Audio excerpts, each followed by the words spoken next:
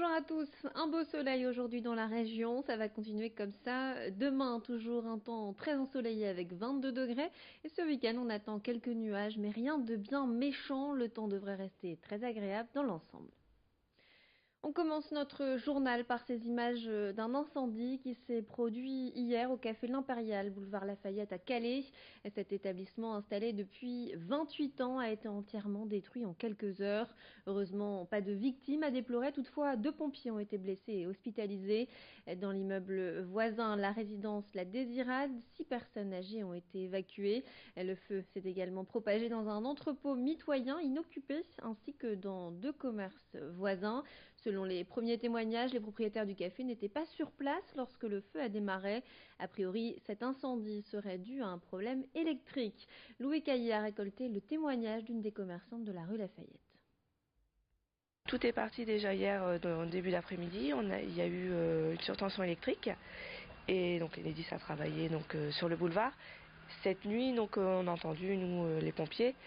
Mon mari est sorti parce qu'on a un autre commerce également sur le boulevard. Et il y avait les pompiers qui étaient dans un train déjà d'éteindre le feu sur le boulevard.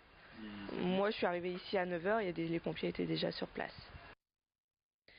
Fin du mouvement de grève des agents de ramassage des ordures de l'agglomération de Saint-Omer. Les syndicats et le président de la CAPSO, François Decoster, sont parvenus à un accord hier midi lors d'une réunion d'urgence. La quarantaine de grévistes réclamaient une meilleure prise en compte de la pénibilité de leur travail. L'accord prévoit de passer de 3 jours de repos exceptionnel par an à 5 jours. Mais désormais, les agents devront effectuer la totalité de leurs heures, soit 1607 heures par an, comme le préconisait la Cour régionale des comptes dans un récent rapport. Cet accord entrera en vigueur au 1er janvier prochain. Explication avec le président de la CAPSO, François Decoster, au micro de Louis Caillé. Il y avait sur le service collecte une spécificité du métier lié à la collecte, comme nous l'avons fait sur d'autres services, qui nous a amené à pouvoir échanger, comme avec les services, sur la manière de faire.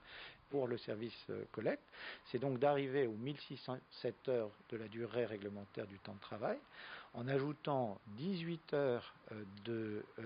minutes de temps de travail par jour, 10 minutes sur des tâches qui étaient pratiquées mais qui n'étaient pas comptabilisées dans le temps de travail jusqu'à maintenant, et 8 minutes de plus par jour pour aboutir aux 1607 heures du temps de travail.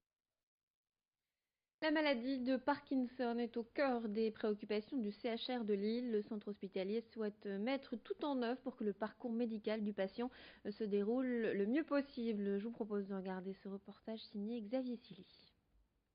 Aujourd'hui, 22 000 personnes dans les Hauts-de-France sont touchées par la maladie de Parkinson, une pathologie qui peut bénéficier de traitements efficaces pourtant quand on la détecte tôt, car elle peut parfois être bien cachée. Le diagnostic va être établi sur principalement un ralentissement des gestes, de la motricité, des sensations de raideur qui s'installent insidieusement, et puis parfois, mais pas toujours, un tremblement de repos.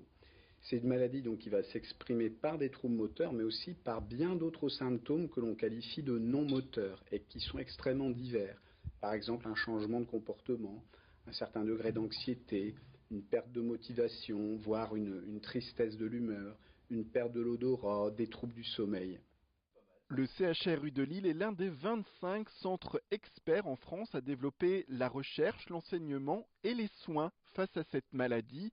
Il va réunir ce 20 avril au pôle recherche des patients, des associations de malades, des professionnels de santé, mais aussi des aidants, avec un objectif, mieux coordonner les traitements de chacun. L'originalité et la qualité du programme de cette réunion, c'est justement de se centrer sur ce parcours de soins avec le côté multiprofessionnel, que ce soit les médecins, les paramédicaux, les kinés, les orthophonistes, aides-soignantes, infirmières, psychologues, et en lien aussi avec les associations de malades, notamment l'association France Parkinson. Et je pense que cette réunion va permettre d'optimiser, d'améliorer les choses. Il y a déjà des choses qui sont faites et qui fonctionnent bien, mais on doit encore les diffuser et les peaufiner et les améliorer. Sabine Baillan est spécialisée dans la coordination de trajectoires santé. Elle est à l'initiative de cette journée. Pour elle, mieux communiquer durant le parcours de soins apporterait un traitement adapté à chaque cas, le tout pour le plus grand bien des patients. Actuellement, le système de santé de base, il est plutôt hospitalo-centré et tout est construit autour du malade, pour le malade. Et j'ai envie d'inverser cette tendance, au moins cette journée le 20 avril, et partir vraiment du patient, partir de ses préoccupations qui ne sont pas toujours les mêmes que ceux des soignants. Il y a des personnes qui ont la maladie de Parkinson, qui viennent peut-être même pas me voir au cabinet parce qu'ils ne se sentent pas perturbés par les tremblements, parce que leur papa et leur grand-père, ils l'avaient déjà. Et moi, j'ai vraiment envie d'écouter la voix des patients pour intégrer ça dans l'organisation du parcours. L'usine Toyota forme ses employés de demain. Le constructeur automobile lance un programme de formation en partenariat avec l'Éducation nationale. Au programme, des cours au sein même de l'usine d'Onin, des cours proposés aux élèves de Bac Pro et CAP venant de 9 établissements du Valenciennois et des alentours. Les jeunes en terminale, en ce moment, peuvent donc d'ores et déjà s'inscrire à ces formations. Ce nouveau dispositif permettra à l'avenir de répondre aux besoins de l'usine Toyota, qui vient d'ailleurs d'annoncer un vaste plan de recrutement en janvier. Explication de Luciano Bando, le directeur de l'usine d'Onin, au micro de Brieux-Gorgy. Le passeport Toyota est un processus que nous avons développé avec l'Éducation nationale pour pouvoir répondre à une demande de Toyota qui est le recrutement futur de près de 700 salariés. On a un projet de recruter, de passer de 3900 à plus de 4500 salariés. Un des points est le recrutement en CDI de nos intérimaires que nous avons aujourd'hui. Ça, c'est déjà parti. Nous en faisons 15 à 20 par mois depuis septembre. Et puis aussi, on veut travailler avec l'Éducation nationale pour avoir d'autres salariés qui viennent du monde de l'école, qui ont passé une plateforme d'intégration. Voilà, c'est la fin de notre édition. Tout de suite, vos prévisions météo. Restez avec nous sur Grand Littoral TV.